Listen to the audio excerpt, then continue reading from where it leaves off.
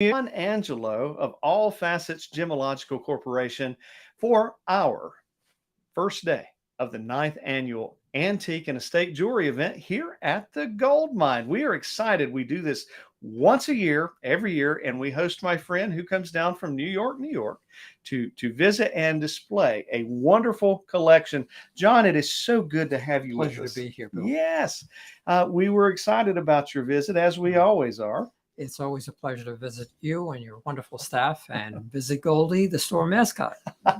Well, Goldie certainly loves John. She recognized him the minute he came in the door this morning. It was wonderful. So if you're watching today on one of our various social networks, what's going on? What's all the excitement about? If you've driven by the Gold Mine, you see the banners. You've heard us talking about our ninth annual estate jewelry event for weeks now. Perhaps you got our postcard in the mail.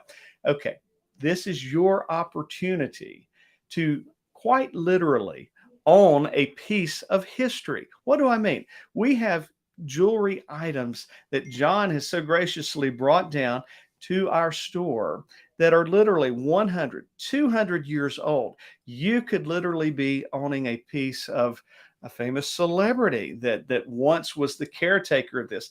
John and I often talk about these pieces, how you become a caretaker. Yes, exactly. That was one of the things that one of my former clients, Elizabeth Taylor, used to tell me. We are only custodians of these items, and she was a great custodian. That's for sure. And that brings up another point. John is actually here this Thursday, Friday, and Saturday. Affectionately, we know John as the jewelry curator to the stars. Who are some of the folks that you've worked with? Well, the list goes on and on. Real movie stars at that time. Miss Taylor was one of them. Her Serene Highness, Princess Grace of Monaco. Merle Oberon, who was a wonderful actress of the 30s and 40s. Ava Gardner, which was a North Carolina girl. Yes. Just some of the people that I worked with back in the day. Amazing. So you could get to see some of the actual pieces that several celebrities and high-profile clients have owned, and this is your opportunity to take one home. You could drive 50 miles in either direction and not see a curated collection, one of the items that's actually here. And we're going to let John talk about this piece. It's a beautiful Art Deco ring, I do believe. Yeah, yes, indeed. These were very popular during the era for people that actually could afford them back in the day. Each one was made individually. Jewelers at that time bought what we call in the trade melange, which were different cuts of stones, different sizes of stones, and they made rings to fit whatever merchandise in raw material that they had. So no two are exactly alike. They don't exist because lots of them were destroyed during the 60s and 70s when people had a passion for resetting them. Today, what has survived has become rarer and rarer. This one is lovely with the small caliber cut sapphires on the side and a diamond encrusted top. The stones are set in mill grain settings. Again, all handmade. The workmanship does not exist today. And if you could afford it, to make it, it would be so costly. Well, it's certainly a pleasure to have pieces just like this in our store. And we have a lot of people travel great distances to come to our event. Right now, even as we're filming right this moment, the store is full. So we can't stay too long. We're going to have to actually work. So we have a good crowd out here today. So stop by and see us. We will be here each day. Well, Thursday, Friday, we're here from 9 until 5. Saturday, 9 until 1. We're going to queue up another piece that we're excited to show you. This is I believe, a ruby and diamond necklace that you're not going to find just anywhere. No, it's quite effective. This one is sleek. It can be worn. Actually, you could wear this every day. It's not that effective, but by the same token, the stones are so lively. They're small, square cut rubies, genuine rubies, not lab grown. with small little diamond surrounds. The entire necklace is completed in the rear with diamonds.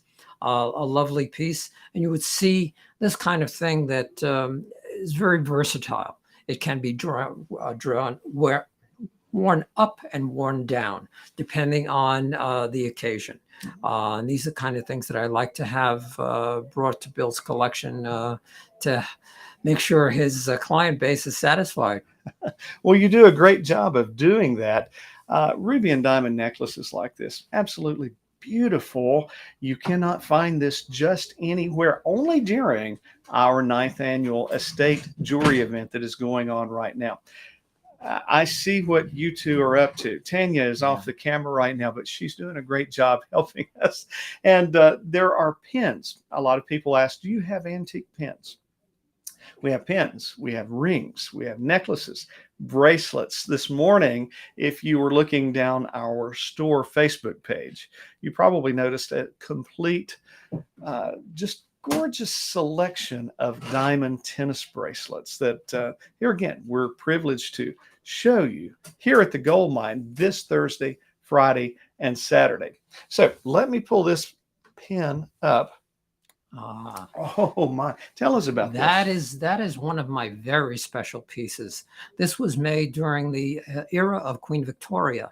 The diamonds are all rose cut diamonds, and the sapphires and rubies are also rose cut. What makes this so unique is it is what's known as an intremulant brooch. Those wings move and vibrate. As the pin is being worn, they flutter.